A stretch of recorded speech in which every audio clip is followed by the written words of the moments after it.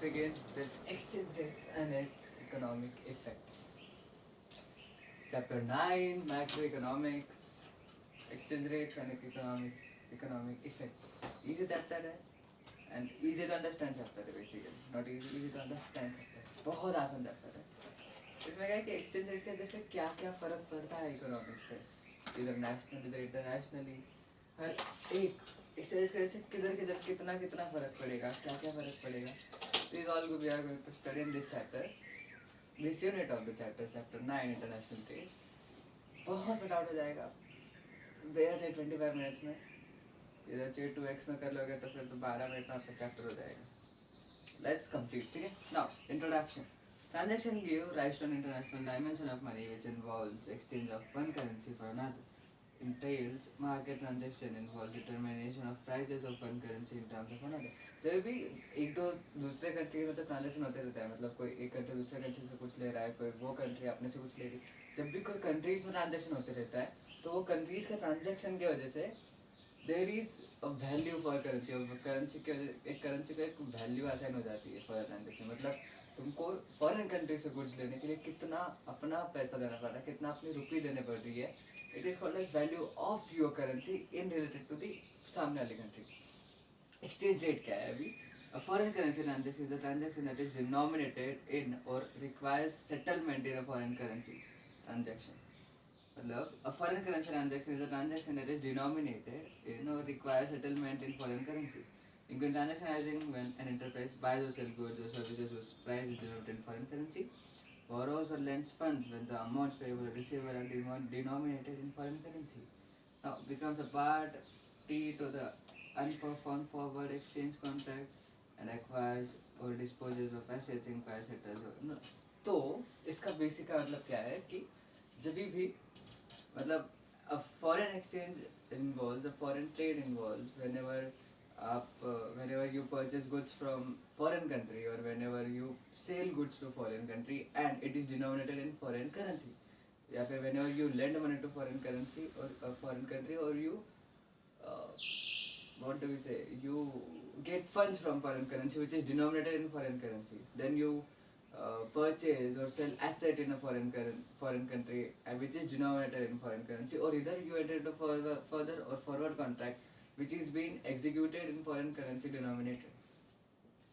इन सारी चीज़ों में फॉरेन करेंसी वापरी जाएगी. मतलब तुम जो भी फॉरेन करेंसी में लोगे, जो भी फॉरेन कंट्री से लोगे, वो सारी चीज़ें फॉरेन करेंसी में डिनोमिनेट होगी. whichever things you will do in foreign country. अब एक्सचेंज रेट मतलब हर एक कंट्री की अलग अलग एक मेथोडोलॉजी रहती है एक्सचेंज रेट्स को देखने की कि how do we see towards exchange rate. तो और उनके हर एक कंट्री की एक अलग अलग पॉलिसी होती है, हर एक कंट्री यूटिलाइजेस अलग अलग policies. That is exchange rate. Now three broad categories, there are three broad category state system in exchange rate. सबसे पहली category is free flow.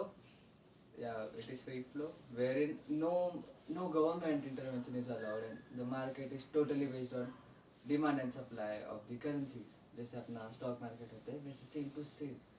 No free flow में no government intervention. Then there comes amid intervention, मतलब जिसमें थोड़ा बहुत government का intervention है. And then there comes directly जो सीधा गवर्नमेंट ही संभालती है.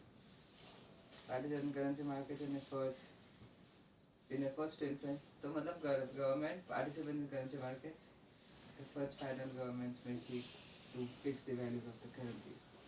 Now the exchange rate is a system in which the country manages currency with respect to the foreign currency. It refers to the method by which value of domestic currency in the terms of foreign currency is determined. Two major types of exchange rate regime. Exchange rate regime is a system by which a country manages its currency with respect to foreign currency. A system by which a country manages its currency with respect to foreign currency. It refers to the method by which the value of domestic currency is terms of foreign currency. So the regime is a system by which a country manages its currency with respect to foreign currency. Method by which is value of the domestic currency in terms of foreign currency. Exchange regime मतलब भाई the value मतलब foreign currency के हिसाब से अपनी domestic currency की value set करना है. इसको एक्सचेंज रेट. मतलब it is how we consider our rupaya and how do we trade that rupiah with any other country, and how much rupiah do we need to trade from another country to purchase some certain goods. मान ले एक certified good है, मान ले एक pizza हो गया, तो देखो कितने सारे रुपए, मतलब कितने रुपये लगेंगे इन डिफरेंट सेवरल कंट्रीज. जैसे पाकिस्तान में देखो 80 रुपये में तेरा हो जाएगा, वही अमेरिका में देखो 120 रुपये लग जाएंगे. Everywhere there is another price band.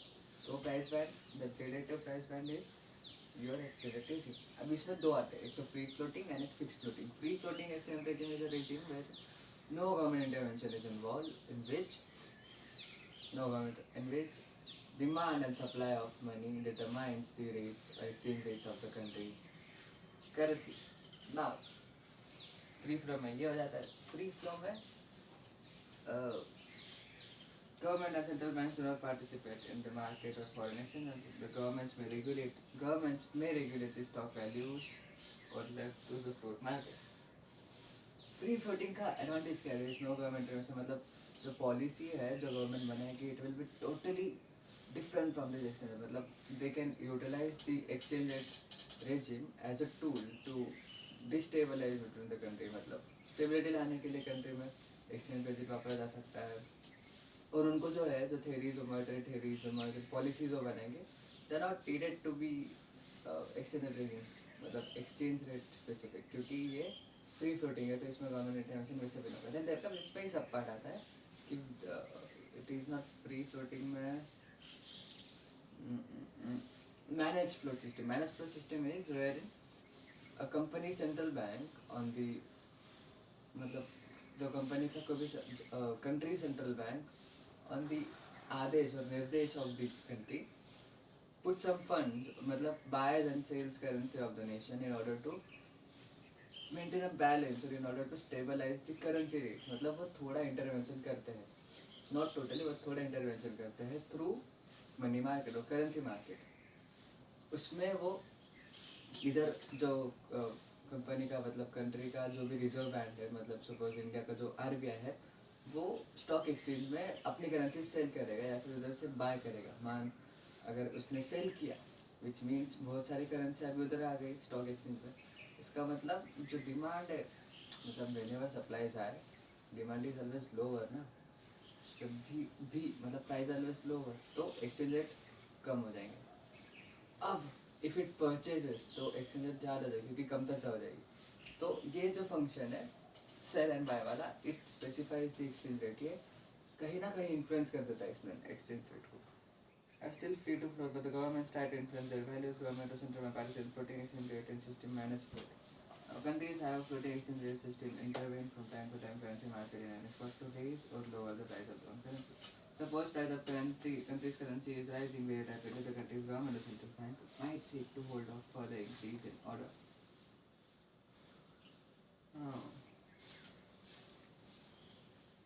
Bring its exchange rate down. जितना sale and currency is rising, जब भी राइज होगा तो what will do, it will buy hold off for the increase. Now there come fixed exchange rates. Fixed exchange rates is where a nation और एक where the country specify the exchange rate and exchange rate band at its promise that its exchange rate won't increase over that. मतलब वो बता रहा है कि exchange rate इतना ही रहेगा, इससे ज़्यादा बढ़ेगा नहीं. गवर्नमेंट, मतलब it is fully managed and control by government. कोई मतलब इसमें मनी मार्केट का खेल नहीं है, कोई कुछ नहीं है, सिर्फ गवर्नमेंट ही इसमें काम करने वाला है. एंड ये जो है व्हाटएवर द थिंग्स हैपन, मतलब जो भी करना है सब गवर्नमेंट ने करना. तो government will fix exchange rate value which is called as value as per currency. Value as per currency वो जो है वो फिक्स रहेगी, वो बढ़ेगी नहीं. मतलब अभी जब भी फिक्स्ड आता है तो वो उसके साथ कुछ ना कुछ तो एडवांटेजेस लेके आता है. सबसे पहला एक तो स्टेबिलिटी मिल जाएगी. अगर स्टेबिलिटी मिल गई, मतलब एक अश्योरेंस मिल गया इन्वेस्टर्स को, तो there will be higher investment and trade information. दूसरा, इससे एक इकोनॉमिक प्रेशर पड़ जाएगा, जितने भी ये है अपने मतलब गवर्नमेंट पे इकोनॉमिक प्रेशर पड़ जाएगा. तो ब्रिंग इट टू डिफ्लेमेशन के लिए एक प्रॉपर इकोनॉमिक चीज़ें लाने का. डिफ्लेमेशन क्या है? एक्सचेंज रेट का डाउन गिरना. और उन्होंने क्या हो जाएगा, फिक्स रहेगा. तो उसके लिए वो प्रॉपर इकोनॉमिक मेजर्स लाए टू फिक्स इट. एक बर्डन आ जाता है. तो देयर कम्स की इन्वेस्टमेंट एंड ट्रेड जो है they will be flourished in the nation, क्योंकि अब उनको एक assurance मिल चुका है कि इसके आगे नहीं मिलेगा. Then there comes की profitability जो है you can fixed, मतलब तुमको समझ में आ जाता है कि देख एक्सचेंज रेट अभी इतना ही रहने वाला, बढ़ने वाला है, तो you can ascertain your profits by exchange rate.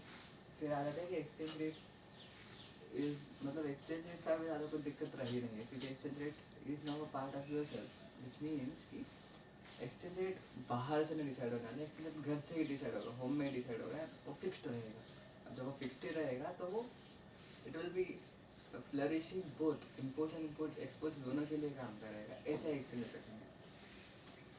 In an open manner, the main advantage is our currency fluctuation and elements exchange rate risk, transaction cost, and can impact international flow and trade investment. These are less risky and the fixed rate regime as profits are not affected by exchange fluctuation. Can thus greatly enhance international trade and investment. Reduction in speculation of exchange rate movements. Reduction in speculation on exchange rate movements. And everyone believes that exchange rate will not change. हाँ, reduction in speculation of exchange rate movement की हर एक लोग believe करेगा कि exchange rate तो बढ़ने वाला है ना, तो वो जो स्पेक्यूलेशन है ना, वो जो स्पेक्यूलेटिव मार्केट में खेलते थे मनी मार्केट में करेंसीज के लिए, अब वो खेला नहीं जाएगा. Imposes discipline on countries monetary authority like to general lower levels of inflation.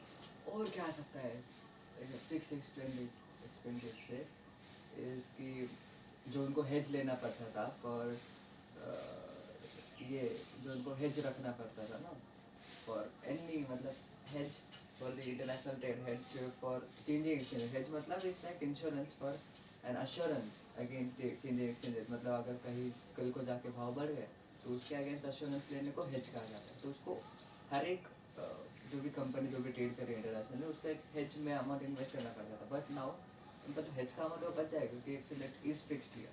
फिर देयर कम्स कि जो कंपनी जो कंट्री है कंट्री का जो रिजर्व फंड है, जो भी वो एक्सचेंज रिजर्व फंड है, जो भी वो मनी मार्केट में पुट करता था या फिर करेंसी मार्केट में पुट करता था तो bring in stabilisation in price, वो घट जाए, वो एलिमिनेट हो जाएगा क्योंकि उसकी गरज नहीं है.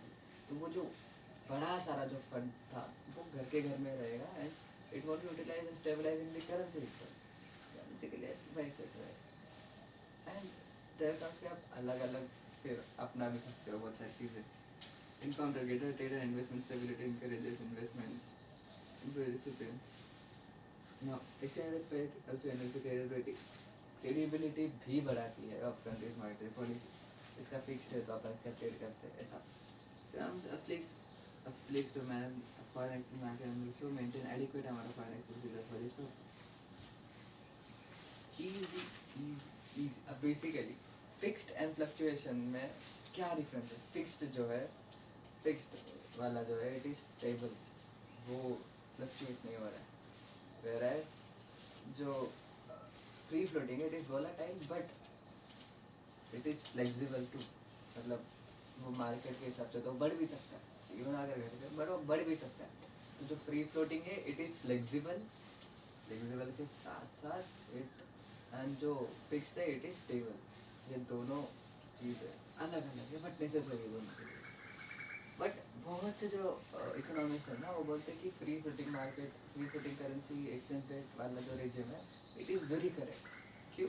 क्योंकि सबसे पहले नेशन को अपने सेपरेट रिजर्व फंड नहीं रखने पड़ रहे हैं फॉर दी मतलब नहीं सॉरी इसमें रखने पड़ रहे. नेशन को जो है nation can use the exchange rate regime as a tool to bring in stabilisation in the prices of the country. वो उसको टूल के हिसाब से ले सकते हैं फॉर मतलब एक्सचेंज रेट सिस्टम को वो टूल के हिसाब से ले सकते हैं to bring in the stability in the nation. Whereas दूसरा है कि जब भी एक्सचेंज रेट वोलेटाइल हो ना, whenever it is free for the exchange rate, तो the monetary policy is not necessary to be exchange rate biased. मतलब exchange rate के हिसाब से तो मॉनेटरी पॉलिसी बनाने की गरज नहीं है अभी, क्योंकि एक्सचेंज रेट जो है वो अपना मार्केट संभाल रहा है, अपना करेंसी मार्केट संभाल रहा है, उससे एक्सचेंज रेट मिल रहा है.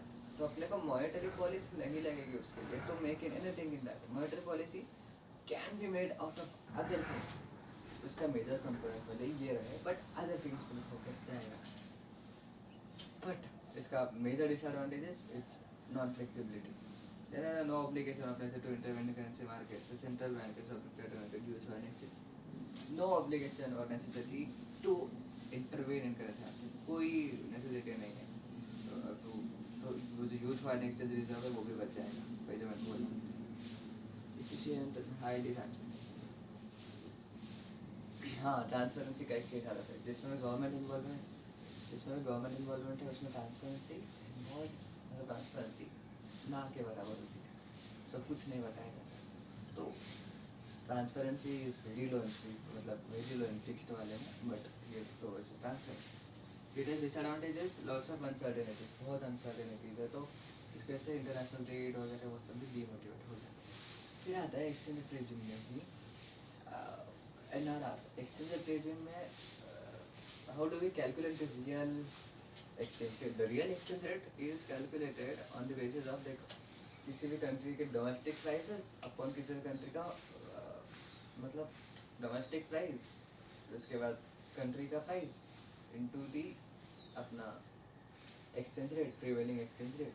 मतलब अपने को सबसे पहले मैंने इसको पिज़्ज़ा वाले एग्जांपल से लिया था, जो पिज़्ज़ा अपने को विदेश में 180 का मिल रहा है और अपने को इंडिया में 120 का मिल रहा है, तो एंड हाँ अपने रुपीज़ में कन्वर्ट करके दिया है by the exchange rate system में। एक्सचेंज रेट जो प्रीवेल है, मतलब माना अभी 95 रुपीज़ पर डॉलर चल रहा है, तो अपन ने उसके हिसाब से कन्वर्ट करके दोनों को एक ही यूनिट में करवाया है।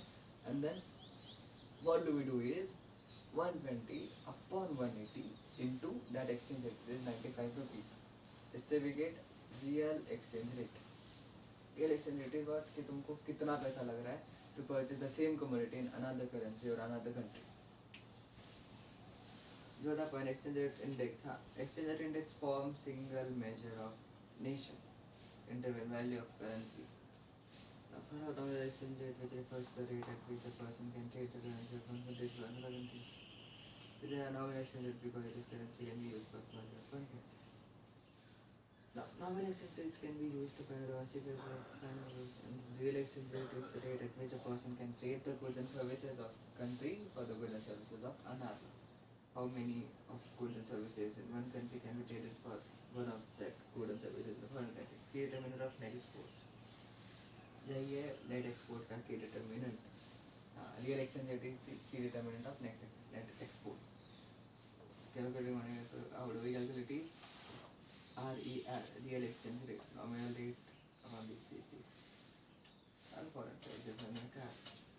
आता है real exchange rate for nation. Nation के लिए रियल एक्सचेंज रेट तुम कैसे निकालोगे? तो you have to take index of all prices and index of their. उधर मान लिया अमेरिका का अपन ने एग्जांपल में लिया था, तो अमेरिकन के कमोडिटीज का सभी प्राइसेस का इंडेक्स, एंड वो इंडेक्स को अपन डिवाइड मारेंगे with and then multiply it with nominal exchange rate जो प्रीवेल्ड है। हाँ, रियल इफेक्टिव एक्सचेंज रेट यही याद नहीं आ रहा था, अब याद आया। Real effective exchange rate is that कि वो जो है वो कंट्री, मतलब कंट्री का डिवैल्यूएशन हो जाए सब, मतलब कुछ कांस्टेंट रहे ना, वो सभी कांस्टेंट को मल्टीप्लाई करके कंट्री में कितना कुछ प्रीवेल हो रहा है वो करता है। मतलब effective exchange rate a measure of value of domestic currency against the weighted average of various foreign currency. मतलब effective exchange rate is divided by price deflator, increase in RWR implies that export becomes more। जो भी nominal exchange rate है, मतलब जो अपन, मतलब India का 95 rupees dollar हो गया पर डॉलर हो गया, वो वाला जो चीज़ है that is nominal exchange rate. तो नॉमिनल एक्सचेंज रेट जो है, nominal exchange rate divided by devaluator या फिर एनी इंडेक्स, वो जो आता है that is real effective exchange rate. Devaluator index या फिर डिवैल्यूएटर मेजर इज कि वो बताता है कि कितने रेशियो से, कितने प्रोपोर्शन से तुम्हारी करेंसी डिवैल्यूएट हो रही है, कितने प्रोपोर्शन से तुम्हारी करेंसी की वैल्यू नीचे जा रही है। That thing is stated by devaluator. तो वो डिवाइड मारने के बाद अपने को जो आता है वी गेट दैट सम। अभी अगर वो ज़्यादा रहा, विच मीन्स मतलब मान अगर डिवैल्यूएटर अगर ज़्यादा रहा तो वो जो आएगा छोटा रहेगा, एंड छोटा रहा मतलब इफ़ इट इज़ लेस, मतलब वो जो भी रियल इफेक्टिव एक्सचेंज रेट है अगर वो कम आया तो अपना जो है we can purchase less of the more, मतलब अपन अपने को ज़्यादा पैसा देना पड़ेगा। फिर अगर डिवैल्यूएटर वो कम आया it is good for our, कम आया मतलब रियल इफेक्टिव एक्सचेंज रेट ज़्यादा आएगा। रियल इफेक्टिव एक्सचेंज रेट अगर ज़्यादा आया मतलब we can purchase the same commodity at less रुपये। जितना डिवेलेटर कम उतना ज़्यादा तुम्हारा रियल इफेक्टिव एक्सचेंज रेट, जितना डिवेलेटर ज़्यादा उतना कम तुम्हारा नेट एक्सचेंज रेट। इसका बेसिक चीज़ है कि export become more expensive and imports become cheaper. An increase in RWR implies an export become more expensive and imports become more cheaper. Therefore, an increase in RWR indicates loss in trade competitiveness. जैसे मैंने बोला increase in RWR मतलब devaluator अगर आपका कम है नीचे का तो whatever that number will be वो कम आएगा, वो मतलब कम रहेगा। फिर उसमें अगर increase हुआ which means मतलब increase in that number which means कि devaluator छोटा छोटा होते जा रहा है। जितना वो डिवेल्यूटर छोटा होते जाएगा उतना तुम्हारा करेंसी जो है स्ट्रांग होते जाएगा, और अगर करेंसी स्ट्रांग होती गई तो इम्पोर्ट्स जो है वो तुमको ज़्यादा चीपर पड़ेंगे, एंड जो एक्सपोर्ट्स है मतलब अपनी हाई वैल्यू करेंसी बाहर भेजना वो तुमको ज़्यादा दिक्कतदायक पड़ेगी।